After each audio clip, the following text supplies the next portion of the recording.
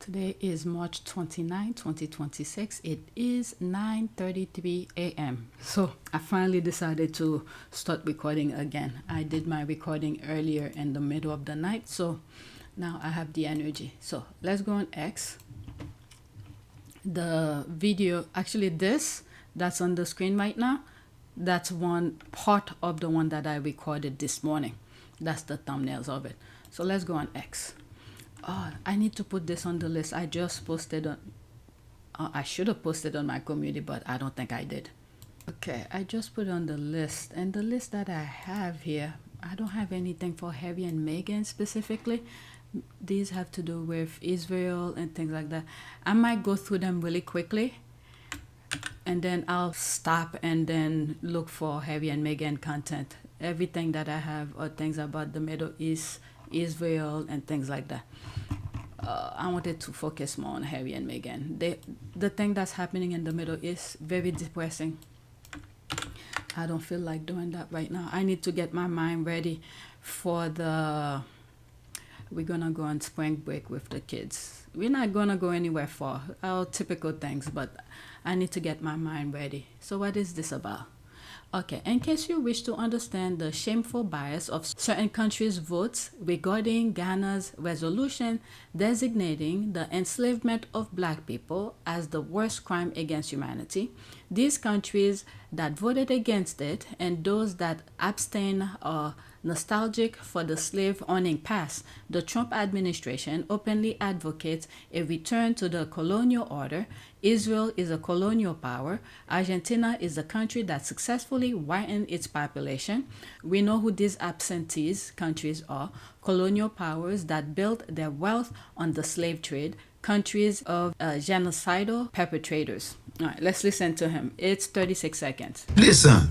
The islands fought, listen, the first island that fought to free us was Haiti. And where's Haiti today? Exactly. Even most Caribbean countries who look at Haiti in disgust because they don't see themselves as standing with them brother, the first nation to fight for free us. And you ask yourself, why is Haiti suffering so much? And why are my Haitian brothers under so much pressure? You know why? Because they stand up against the giant who they should have bowed to, and they refuse. Right. And everyone wants them to bow. Haiti, do not bow. Keep standing up. We stand with you. Wow, that's very powerful. All right. They won't pay reparation. They were being honest about it. That is true. To think about it, that is true. They won't pay reparation. They were being honest about it. That is true. That is true. Harsh, but true. Your face literally created slavery 5,000 years ago and still practiced today. Package for God. Haiti is suffering because of poor governance. Because the U.S. is undermining. Every time a president is doing the right thing, they do something to undermine it. Partially, that comment is true. This is what caused the country from not moving forward. Let's leave that alone. Let's go to the next one. This is Israel interview. Okay. Oh my God, this is too long. I'll read the first two paragraphs, not even paragraphs, sentences. Netanyahu's police interrogation tapes just leaked and they reveal he personally funded Hamas. This changes everything. 1,000 hours of secret police interrogation footage of Benjamin Netanyahu, now public, banned in Israel, going viral globally. Here's what's on the tape. Now I'm curious. Netanyahu personally arranged for Hamas to receive $35 million every month from Qatar. Then I'm thinking, there was some sort of money. Like the very first time Trump get in office, not the very first term, the second term, some money exchange. Wait a second. Is it the Venezuela oil that's going to Qatar? Let me pause and look this up. Okay, so I asked Google, is Qatar receiving the money from the Venezuela oil? Okay, I changed it a couple of times. The answer is proceeds from Venezuela oil sales are no longer, which means it used to, are no longer being routed to Qatar. U.S. Energy Secretary Chris Wright confirmed in February 2026. Okay, so where was it going prior? I want to see it says yes or no. So I reframed the question. Did Qatar was originally receiving the money from the Venezuela oil? And they say yes. In early 2026, the Trump administration directed the initial $500 million and proceeds from Venezuela oil sales into a U.S.-controlled account in Qatar. This arrangement was used to bypass potential legal seizures, with funds eventually transferred to Venezuela. As of February 2026, these funds are now handled via a U.S. Treasury account. So now they don't do that anymore. So the money from the oil was being funded this. That's what I see here. Sometimes little information popped up on your screen. You read it, you save it in your memory bank, and then one day another information comes and you plug it together and you realize this is it. So that's why the money from the Venezuela oil was going to Qatar was probably to fund this. Okay? And this is why I said that that party that started not really started, but in Israel, where they claim that it's terrorists who bombed the party and all of that, I said it was man-made. So they needed a reason to start whatever the thing that's happening right now in the Middle East. Okay, so let's continue. I was not going to read it, but this got me thinking. This was done in suitcases of cash because even banks refused to cooperate. He personally begged Qatar, a country with no ties to Israel, to give money to his enemy. He was doing this while actively under corruption investigation. His own words, under the request of Benjamin Netanyahu personally, total transferred to Hamas within his blessing over, oh my God, what is this number? How many zeros? Okay, 1 billion. Okay, too many zeros, okay? I had to stop. Okay, over $1 billion. Let that sink in. The same man who stood up after October 7, that's the thing here. This one, I told you guys, from what I saw, they created it. October 7 and declare Hamas is a monster, we will annihilate them, was the one keeping Hamas alive with suitcases of Qatari cash. His strategy, from his own transcript, keep Hamas in Gaza, keep Fatah in the West Bank, prevent them from uniting, so there will never be a Palestinian state. Oh my God. Without a Palestinian state, Netanyahu stay in power. No peace deal means endless war, means he stays Mr. Security. Oh my God. He needed Hamas to survive so he could keep winning election by being the only man who could handle them. Now watch what this means. Netanyahu funds Hamas for years. Hamas grows stronger. October 7 happened. Netanyahu declared war. 46,000 Palestinians die. War delay. His criminal trial. He seeks a pardon. The monster he fed attacked his own people, and he's using the attack to escape justice. The corruption trial, 3 charges, bribery, fraud, breach of trust. His court just rejected his request to delay hearing twice in one day. The ICC issued an arrest warrant for him for war crimes in Gaza. His own aide was arrested for taking Qatari money. You know what that reminds me? Charles with bag full of cash. What were these for? Oh my goodness. And now his police interrogation tapes show he was the one sending Qatari money to Hamas. The same Qatar he hates, the same Hamas he fights. He publicly called Hamas the enemy. He privately funded them for years. His bombing of Gaza killed tens of thousands. His war delay, his own criminal conviction. This isn't a war on terror. This is a man running out the clock on his own criminal case using 46,000 Palestinian lives as cover. Let me pause this. Now that I'm editing and I put the screenshot of the Charles with cash, bag full of cash, and the report says Charles accepting millions bag of cash from where? Qatari. I'm wondering there's a connection with that. So he get a portion of it. Okay, this was reported in 2022. So when was, well, the war started? Well, it's been going on for a while.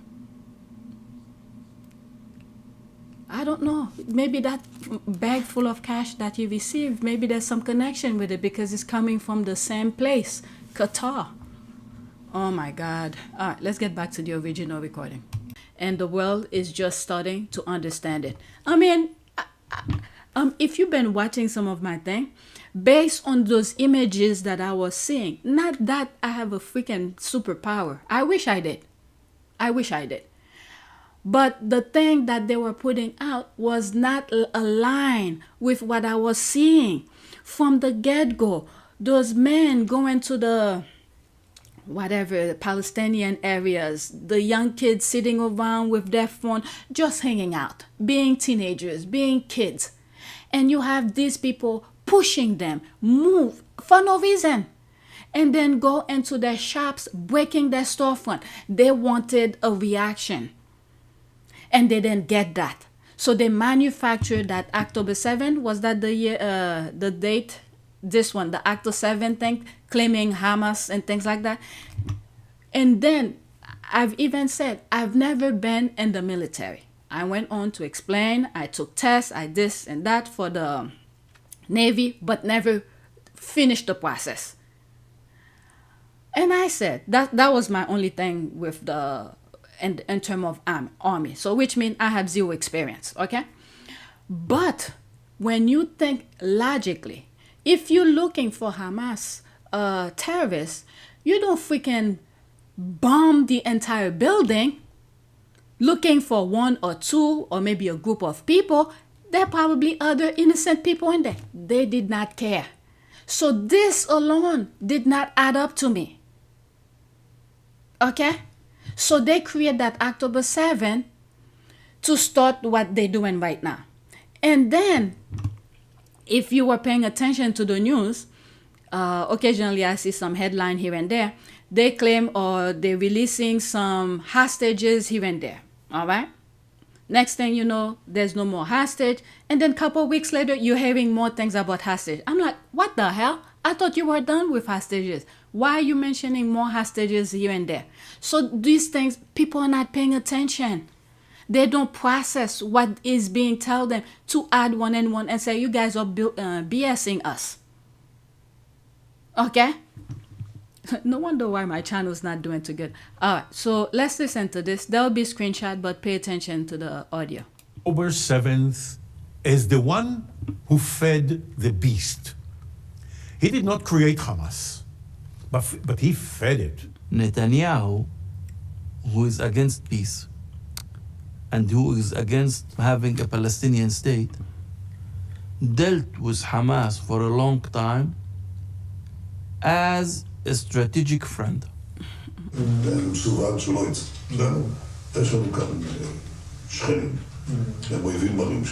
Okay, we stop. It was 129. I don't. You know what? Yeah, let's continue. The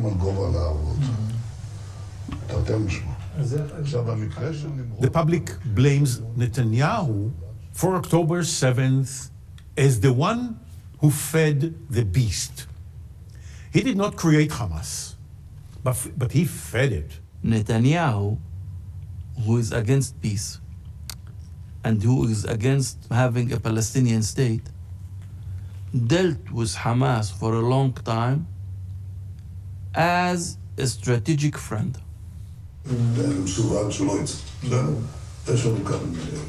שכנים, הם אויבים מרים שלנו. אני מעביר להם מסרים כל הזמן, אני מטעה אותם, אני מעריך להם, אני מהפל בהם, משקר להם, ואחר כך נותן להם מכות על הראש. בדיוק אותו הדבר. It was important for him to keep Gaza under the control of Hamas and keeping the West Bank under the control of Fatah and preventing them from being united in any way. In order to do so, Netanyahu was all the time helping Hamas to survive.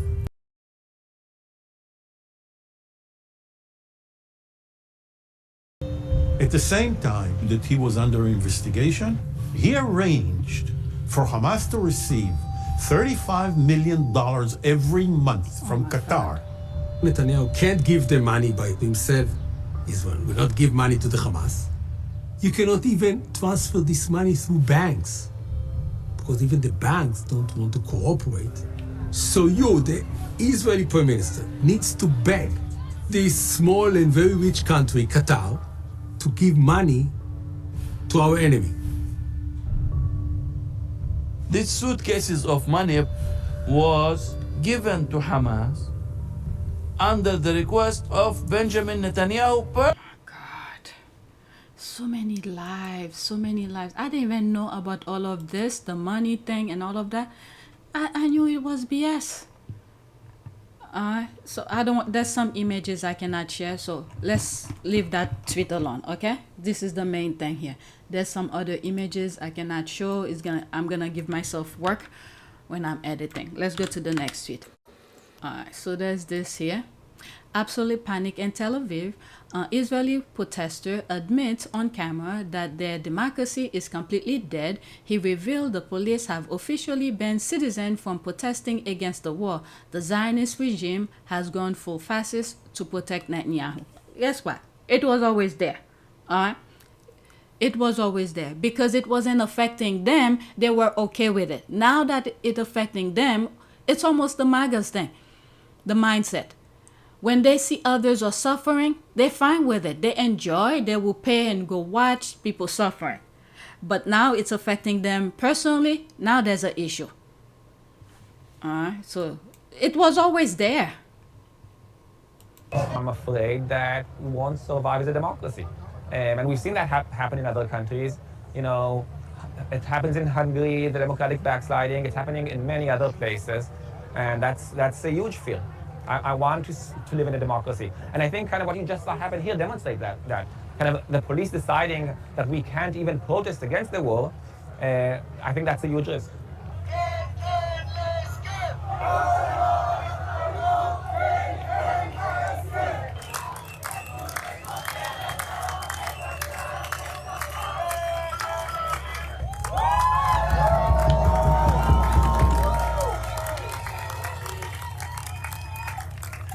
I'm afraid that Okay, it's we won't going survive as a over. democracy. What else is there here? Tel Aviv police now ban protests against the illegal war. So much for the so-called only democracy in the Middle East. I mean, they were just, it's like a BS. Hold on to this for hope and dreams, and then they continue doing their thing. When citizens can even raise their voices, that's not democracy, it's dictatorship in disguise. And let's not forget, they remain settlers occupying Palestinian land. So the real question is, how long can regimes survive when silencing dissent becomes their only defense? All right, so there's all of this. All right, so there's more protesting. All right, 18 seconds. There's more protest. So this one is a contradictory report. Okay, so there's all this coding thing here. I don't know. All right. So this one says Israel was never a democracy. Yeah, I believe so too, because they want, these people are strategic. Do step by step until they get to their point. Once you get in their way, everything, all the rules and regulation don't apply to them. Everything is, they're done with. All right, let's go to the next tweet. I just put this, took it from another list that I have. All right, let's listen. A deal was on the table. Peace was days away. The white narcissist killed a man to negotiate with because peace was never their goal. War is. If the U.S. is at war 95% of its history, Israel is at war 100% of its history, how many of those conflicts are wars of choices? All right, there's that. A minute and 1 second, and then the tweet that I saw regarding Harry and Meghan, I'll create it for another video. This will be the last tweet for this video. They killed the one man who could have ended this war, and nobody is asking why. Ali Larijani, Iran's top security chief, the man who led the nuclear talks, the man who sat across the table from America and negotiated. Israel killed him. Wow. But here is what no one is telling you. Before this war started, a deal was on the table. Oman's foreign minister said a breakthrough had been reached. Iran agreed to give up enriched uranium. Full inspections. Peace was days away. Then the bombs started. And now the man who built that deal is dead. You do not kill a negotiator if you want negotiations. You kill a negotiator when you want the war to never end. Comment awake if you finally understand who wants peace and who wants war. I really don't know what's in the mind of these people. I don't understand. I really don't. There's no comment, okay? So I'm gonna leave this video as that, because many of the things that I have on my list, I cannot really share them. That's it for this video. Let's do a prayer for peace, I guess. Let's pick an image, whatever is here. All right, a prayer for peace. Lord Jesus, you are our Prince of Peace and the captain of our storm. When our circumstances are overwhelming and you seem far away, we ask that you will remind us that your presence is with us. Amen. Please take a moment to subscribe, like, and share. If you want to support this channel, there's a PayPal link and a Cash App link in the description. You could donate. Those who have donated, thank you. All right, so that is it. Thanks for watching.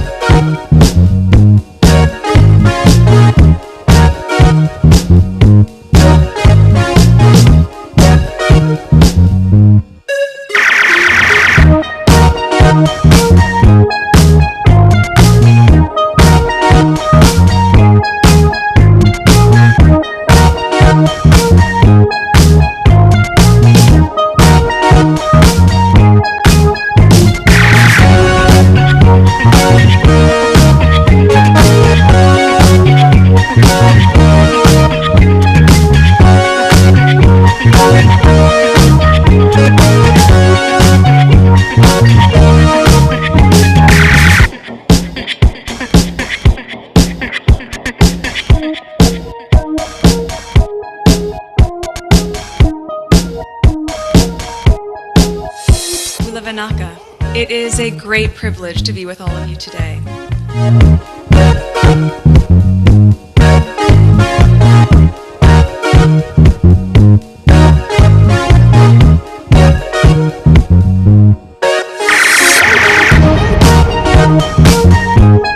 You know, we ask for forgiveness and please come back.